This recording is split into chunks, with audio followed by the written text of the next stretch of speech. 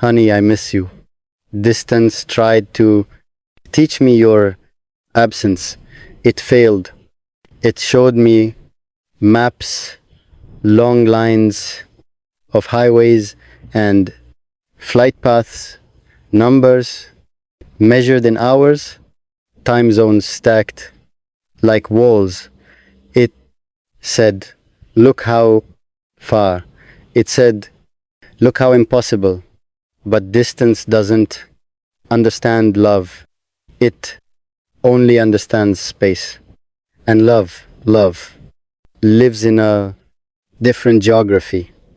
Love lives in the small, stubborn places, in the pause before I answer a question, because I imagine how you would respond, in the way I instinctively turn my phone screen down when I smile at nothing, because that nothing is you.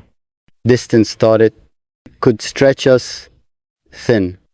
Instead, it taught us how to expand. We learned how to speak without touching, how to listen without hearing voices, how to hold each other with memory, imagination, faith. I learned the shape of your days without walking beside you. I know when you are tired. By the way, your words soften. I know when something hurts you by what you don't say. I know you the way sailors know the stars, not because they can reach them, but because they've learned to navigate by their light. There are nights when the bed feels too large, when silence stretches its arms across the room and tries to convince me that loneliness is winning. But then I remember you are not missing. You are elsewhere, and elsewhere is still somewhere my heart can reach. I have felt you in moments you weren't supposed to exist. In grocery store aisles, in traffic lights, in the sudden urge to laugh because something reminded me of you without asking permission. You show up in the middle of my ordinary life like a secret. I never get tired of keeping distance. Once drama, it wants longing to turn bitter, once waiting to turn heavy, wants love to collapse under the weight of unsatisfied touch. But we chose patience instead. Patience is not passive, it is active hope. It is waking up every day and deciding that what we have is worth the ache. Patience is trusting that love doesn't shrink in absence, it clarifies. We don't waste our words. We don't throw affection carelessly. Every I miss you is deliberate. Every I'm here is a promise. Distance taught me something strange, how deeply I am known. When I'm with others, I perform versions of myself. But with you, even across miles, I am unedited. You have seen me tired, uncertain, quiet. You have seen the parts of me that don't sparkle easily. And still, you stay. That's when I realized home isn't proximity, it's permission. Permission to be unfinished, permission to be honest, permission to exist without needing to impress. Some people need walls to feel safe. I found safety in your openness. I learned it in the quiet moments when the world felt loud and sharp and unfinished, when distance stretched itself between us like an ocean pretending it was a wall.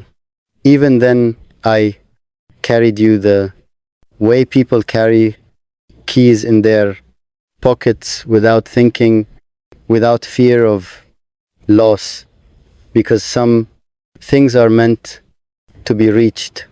For in the dark, home is not a place, they say, but they never tell you what it is instead. So I built my own definition out of you. Home is the way my breath steadies when your name crosses my mind. Home is the invisible chair you pull out for me in every room I enter alone. Home is knowing that somewhere, no matter the miles, no matter the hours, there is a soul that recognizes mine without asking for proof. Before you, I lived in temporary spaces, borrowed rooms, smiles that didn't quite fit, conversations that echoed because no one stayed long enough to hear them finish.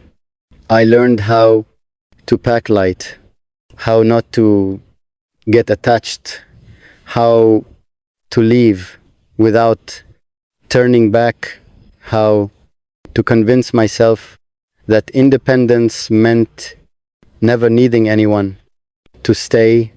Then you arrived, quiet as sunrise, and somehow rearranged the furniture of my heart without asking permission. You didn't demand space. You made it space where my fears could sit down, space where my hopes didn't feel embarrassing, space where silence didn't mean absence, but comfort. And suddenly, distance stopped being empty. Miles became measurements, not barriers. Time, zones became proof that the world was wide enough to hold us both without breaking what we are. I could be standing in a crowded street, voices colliding, lights flickering, life rushing past for me like it always does. And still, I would feel you there, not beside me, within me, like a fireplace lit in another city that somehow still warms my hands, like a song playing in a room I'm not in, that I know by heart. Anyway, I started carrying my days differently. After that, each moment felt less like something to survive and more like something to bring back to you. I collected details, the way children collect shells, a laugh overheard, a sky turning pink at the edges, the way coffee tasted better on mornings I imagined you waking up somewhere else. Because home isn't where you sleep, it's where your thoughts return when the day is done, and mine always return to you.